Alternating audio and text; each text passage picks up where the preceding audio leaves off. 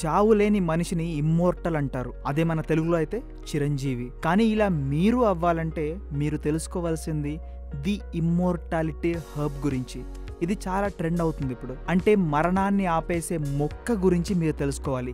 నేను చెప్తా వినండి. బేసిక్గా చావును ఆపేసే మూలిక అనగానే అందరికీ రామాయణంలో సంజీవిని గుర్తొస్తుంది. కానీ ఇప్పుడు మనం మాట్లాడుకునేది సంజీవిని గురించి కాదు, ఇది వేరేది. అసలు మీకు ఇది తెలిసే ఛాన్సే లేదు. జనరల్ గా జెన్సింగ్, గింకో బిలోబా వంటి చైనీస్ మూలికలు, అలాగే అశ్వగంధ లాంటి భారతీయ ఆయుర్వేద మూలికలు మనిషి శరీరం పనితీరుని ఇంకాస్త బెటర్ చేస్తూ, ఎనర్జీని ఇస్తూ, అన్ని రోగాలకు కారణమయ్యే క్రానిక్ స్ట్రెస్ రాకుండా హెల్ప్ చేస్తుంటాయి. కానీ ఇప్పుడు మనం మాట్లాడుకునేది జియా గులాన్ గురించి. ఇది ప్రపంచానికి ఎక్కువగా తెలీదు, మీకు కూడా కొత్తగానే అనిపించుంటుంది. మీరెప్పుడైనా విన్నారా? నాకు తెలిసి వినే ఉండరు. సరే, ఇంతకు ఈ జియా గులాన్ ఏంటి అంటే, ఇది శరీరంలో రోగాన్ని పుట్టించే ఇన్ఫ్లమేషన్ ని ఆపగలిగే ఒక మూలిక. ఇంకా చెప్పాలంటే ఆయుష్ని పెంచే కెపాసిటీ ఉన్న ఒక హర్బ్. అమెరికాలో డాక్టర్లు కూడా ఈ మిరాకిల్ గ్రాస్ అని పిలువబడే జియా గులాన్ గురించి ఈ మధ్య తెగ పొగడేస్తున్నారు. ఇక ఈ మూలికను ఎలా ఉపయోగించాలన్నదేగా మీ క్వశ్చన్. అక్కడికి వస్తున్నా. మనందరికీ అలవాటైన టీ లాగానే ఈ జియా గులాన్ తో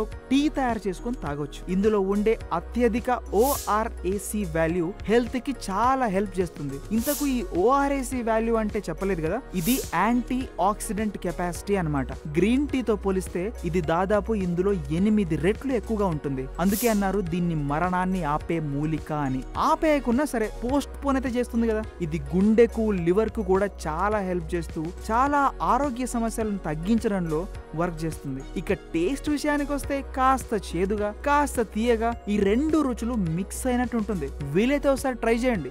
సప్లిమెంట్లు కూడా దొరుకుతున్నాయి.